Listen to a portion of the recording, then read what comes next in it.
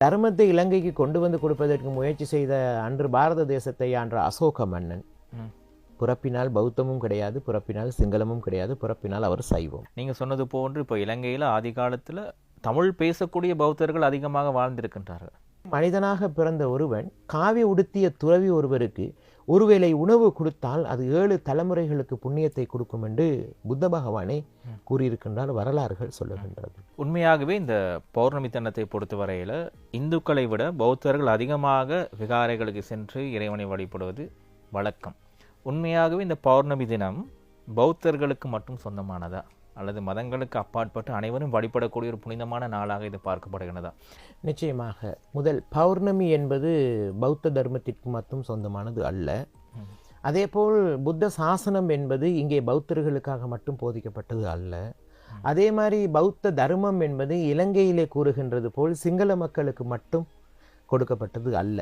காரணம், சில இடங்களிலே கேள்விகள் வரும் எனக்கும். அந்த இடத்தில் நான் கேட்பது, கௌதம் புத்த பகவான் பிறப்பினால் பௌத்தரும் கிடையாது, பிறப்பினால் சிங்களமும் கிடையாது. கௌதம் புத்த பகவானை இந்த உலகத்துக்கு பெற்றெடுத்த சித்தார்த்தகுமார் அவர்களை பெற்றெடுத்த சுத்தோத்த மாமன்னன் மாமாயா தேவி அவர்கள் பிறப்பினால் பௌத்தமும் கிடையாது, சிங்களமும் கிடையாது, பிறப்பினால் அவர்கள் எல்லாம் சைவம்.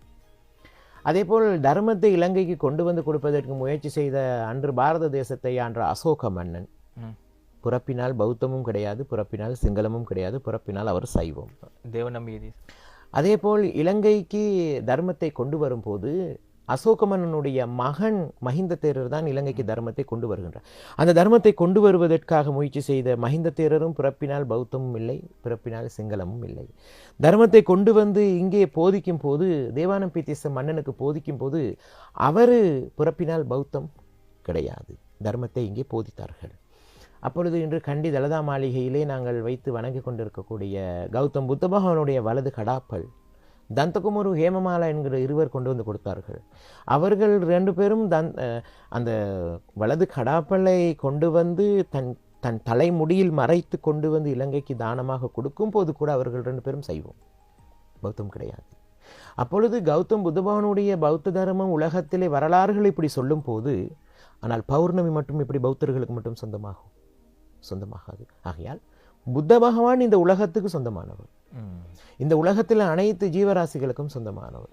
சியலு சத்தையோ நிதுக்கெத்வா நீரோகிவெத்வா சுவபத்தெத்வான்னு சொல்கிறோம் நாங்கள். அப்படி என்றால் என்ன? இந்த உலகத்திலே வாழுகின்ற எல்லா ஜீவராசிகளும் சுகமாக வாழ வேண்டும்.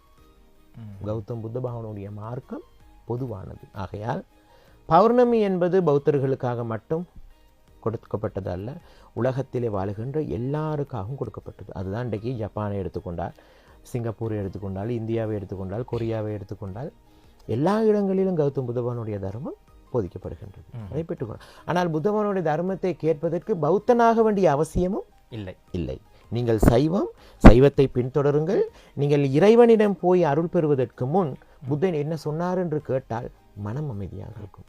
ஆலயத்துக்கு போன பிறகு இறைவன் பார்ப்பது உங்கள் மனம் எப்படி இருக்கின்றது, உங்கள் பூஜை தட்டை அல்ல, உங்களுடைய மனம் எப்படி இருக்கின்றது என்பதை, சீலங்களை கடைபிடிக்கிறீர்களா என்றுதான் இறைவன் பார்த்துவிட்டு எமக்கு ஆசீர்வாதம் தருவோம். நீங்க சொன்னது போன்று இப்போ இலங்கையில் ஆதி காலத்துல தமிழ் பேசக்கூடிய பௌத்தர்கள் அதிகமாக வாழ்ந்திருக்கின்றார்கள்.